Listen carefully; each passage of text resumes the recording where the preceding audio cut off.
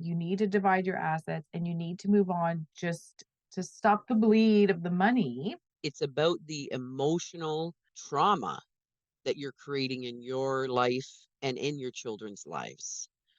How do you want yourself to look back on your divorce?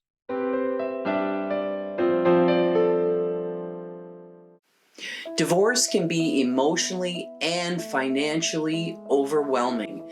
That's why I'm teaming up with Sunny Wishart, president and founder of a la carte Financial and a certified financial planner. We will show you how to understand all things money without feeling ashamed, overwhelmed, embarrassed. You will learn more, ask questions. No question is a dumb question. Welcome to Money with Sunny. Let's get into it. Welcome, Sunny. Hi, Wendy. Why do so many people drag divorce on and on and on? And what is the cost to them and to their families? That's what we're going to talk to you about today. Sunny, I'm going to let you open it up. What have you got? Mhm. So when I see this situation, it's often, you see one person's trying to move on and the other one won't let it happen. Just got to figure out which person are you when you're stuck not moving forward. And oftentimes, I feel like the underlying issue of why things aren't moving on and moving forward, which they desperately need to, because it's so expensive to keep this going on. The underlying reason is they're trying to make it fair or equal, Mm, and that is not going to happen. Or they feel like it's unfair, and maybe it's not because it's money based. It's not fair because of this. It's not fair because it could be the house, the kids, the pet, the couch. It could be whatever it is. Someone feels like this is not fair, this isn't equal, and then it's grinded to a halt. So what's happening is one person has this stuck there and the other may not move forward, may not pass go and collect $200 and they're stuck. So it's like, and it's often also very costly in this stage where you need to divide your assets and you need to move on just to stop the bleed of the money. We all know what it's like to pay a lawyer, and they are ridiculously expensive. And I feel like their value is, they're shuffling paper around for you. But if the other person isn't moving forward with that, you can get really stuck. And I just feel like we're really hung up on making this equal and fair, but it's not always about the money. hmm And that equal and fair, when I'm working with parents transitioning through divorce, we talk about this often. And rather than talking about the couch, I want it and he wants it, and we can't cut it in half and give each of us half a couch. What I talk about is expanding the pie. So if he really wants the couch, what else do you really want? And it's a negotiation. And so what's ideal is if both people walk away feeling like it was okay, and it was all right. The goal is we walk away feeling like it was great. That doesn't always happen, but you can walk away feeling like I didn't get burned and I didn't get ripped off and stung. Now, the thing that I run into with a lot of people is they just get so frustrated, so emotionally drained, they are so overwhelmed that they're either stuck and dig their heels in, and I am not giving that up, or they're throw their hands in the air. I can't do it anymore. Take whatever you want. I'm out. And those are extremes. And so when I work with someone, I help to get them back to a little bit more of a neutral spot where you can think about, all right, this is really important to me, and I am not going to give this up. One. And then the next few things, really important to me, but this could be okay. This could be okay.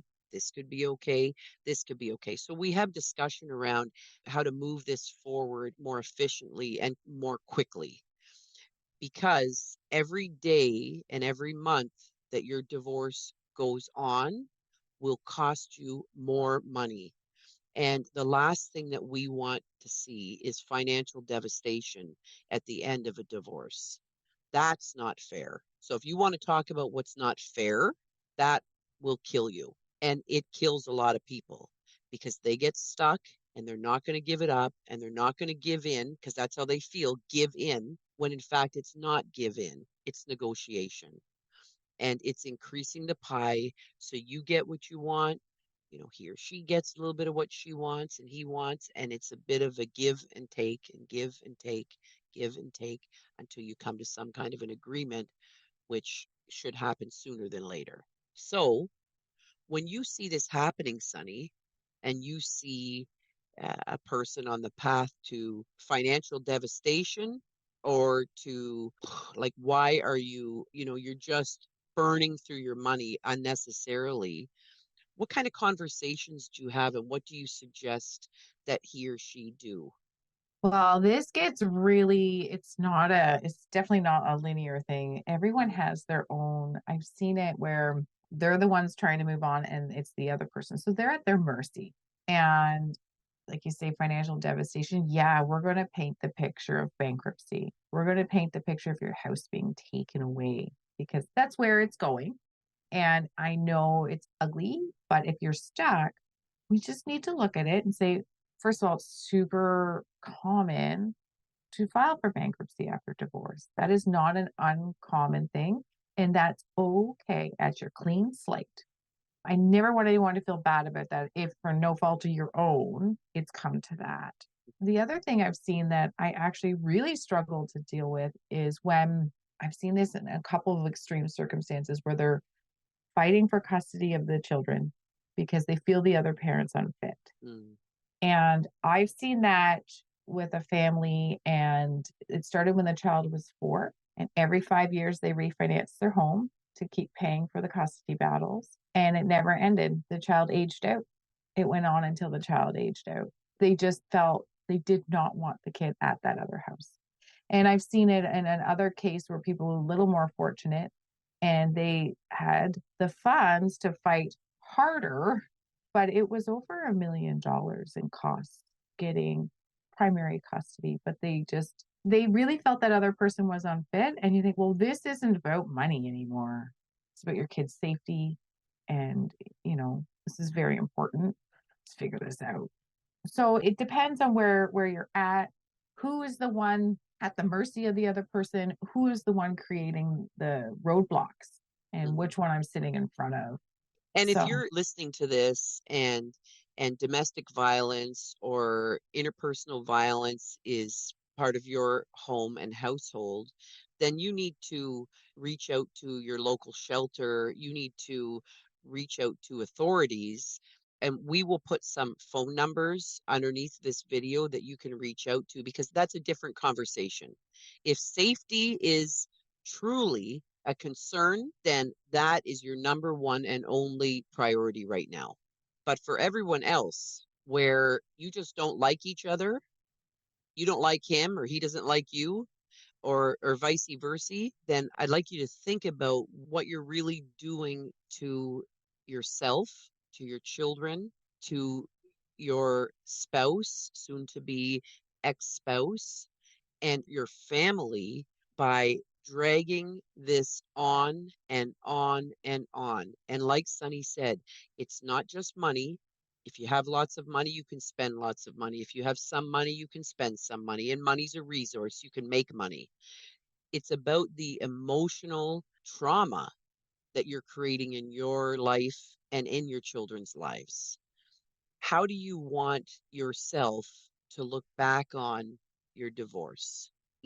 I work with people every day, and how do you want to look back on this situation now? How do you want your children to feel about their childhood and to feel about the divorce?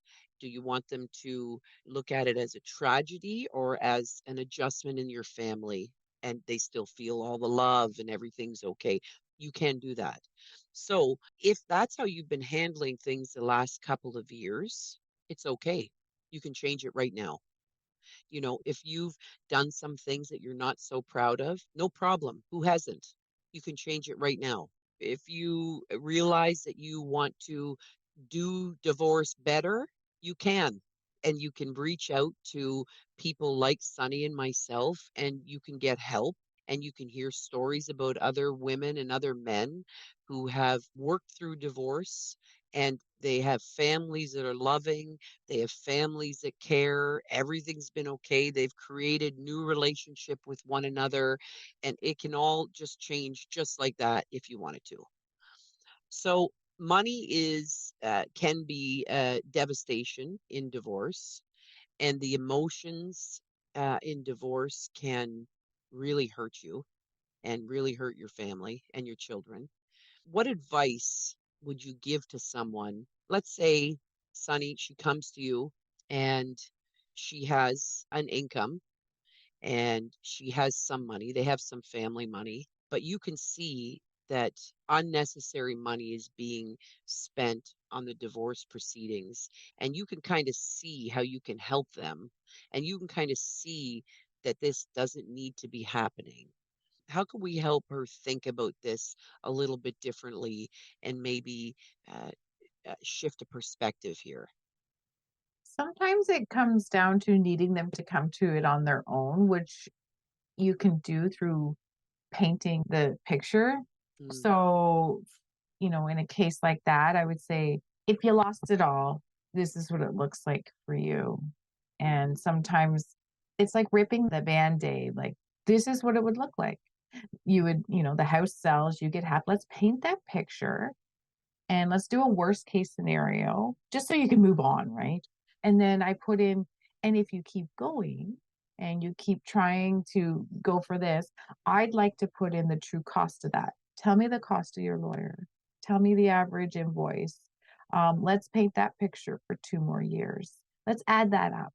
mhm, And it's really just saying, well, if you keep going this route, this is what it'll look like. If you come out with nothing, this is what it'll look like. And they're, mhm, and it's like you can come to your conclusions where I just show you the what ifs, and then you decide where you want to move forward from there. If mm, spending this extra 2 years of back and forth where neither one of you can move on, it is crippling when you're in the mm, throes. It's all halts. I'm like, stop mm, all goal planning, stop all mhm, planning, and just do this. So you could lose a couple years financially that way. And this is what it would look like. mm. Yeah, I love that. Paint the picture, take a step into reality, and check yourself. Look at it, really look at it. Look at what you're doing to yourself, to your children, to your family. You have control over your own life. You have control over yourself. You cannot control what another person does, but you can control what you do and what you choose to do. And I want to reiterate that what you did yesterday doesn't matter. Right now matters, and you can change everything. And listen, if you have a friend and you've been complaining and you've been blaming, and all you do is get together for depressing conversations with everyone, and everyone's feeding you with all this anger, well, they're going to be real surprised when you do make that change because the conversation is going to change. And that's okay too. You just say, you know what? Had a change of heart. I decided I don't want to talk about it anymore. We're good. I'm good. Our babies are great, and we're going to move forward now. And as a matter of fact, you don't have to justify what you want or what you're doing to anyone ever. And you can make small changes.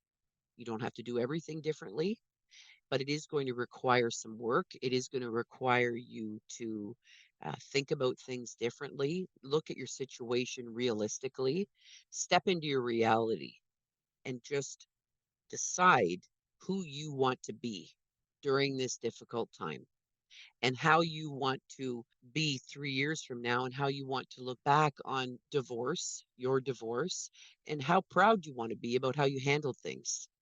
That's the reality. And it's not easy conversations.